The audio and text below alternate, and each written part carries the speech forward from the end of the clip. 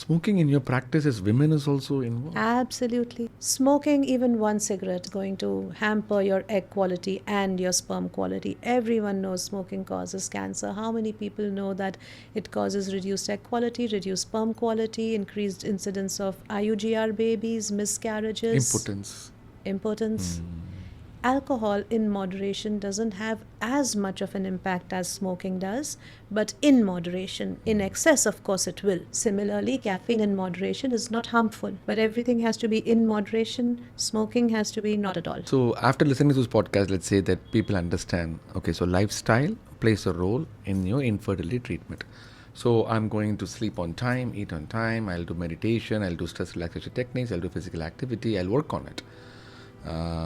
I'm saying this so frequently because this is what I tell in my online New Me clinic repeatedly on a daily basis. But as a matter of fact, any patients with infertility, when I treat them with a lifestyle, the outcome is significant. Of course, because While the impact is the significant. impact is significant. It's very clear, very clear. It takes time. It takes 6 weeks to 3 months. Yes, but it's not going to be overnight. But it's a step in the right direction. When they quit smoking in the next 1 year, the adverse effects of smoking have been reversed already. So it takes time, but then they need so to 1 make a year start. no smoking reversed Reverses. almost. Yes, almost reverses.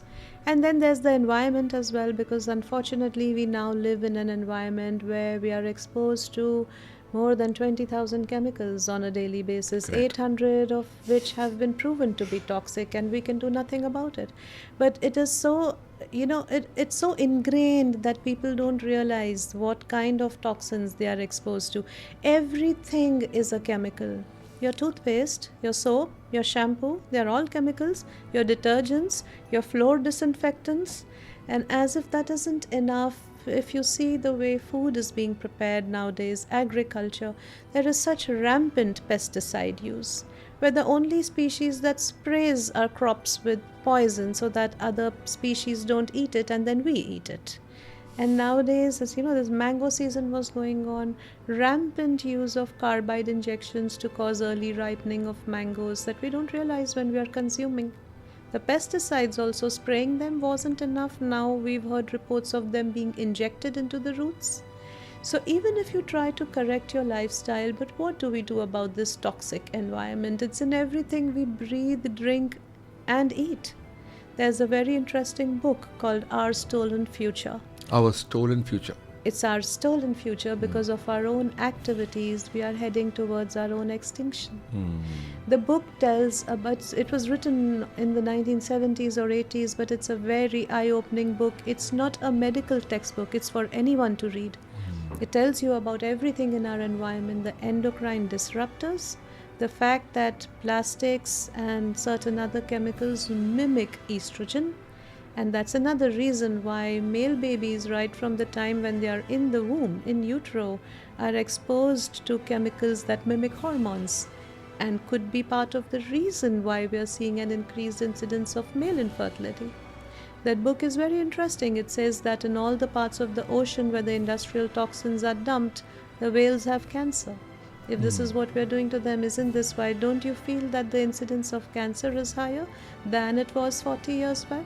40 years back, the average sperm count across the world was 100 million. Today, the average sperm count across the world is 37 million. Even the WHO criteria for a normal sperm parameters, they have had to keep revising and reducing because it is reducing. The book tells you that not just the incidence of infertility is increasing, the incidence of cancers, the incidence of homosexuality, although we don't consider that a disease. What we are saying here is not that we are judgmental. And of course, it's an orientation which is as normal as a heterosexual orientation as far as their rights, their feelings, and inclusivity is concerned. But what we need to understand is that everything is a chemical reaction. So why is that happening more now? We see so much of pride parades, the need for them to stand up for equality, which sadly they don't get. But homosexuality was also there even before. You see what is happening now, because this book will tell you that the parts of the ocean where the industrial toxins are dumped The toxins get concentrated in the bodies of fish, the birds that feed on those fish. Male birds and male birds have started making nests and living together, which was unheard of in the past. So, because everything disrupts our hormones, is why orientation changes. Again, I am not absolutely not saying this from a perspective of homophobia, not at all, but as a It's a scientific possible scientific evidence. scientific before. reason to understand increasing evidence of the things in our environment that are impacting us and in what ways.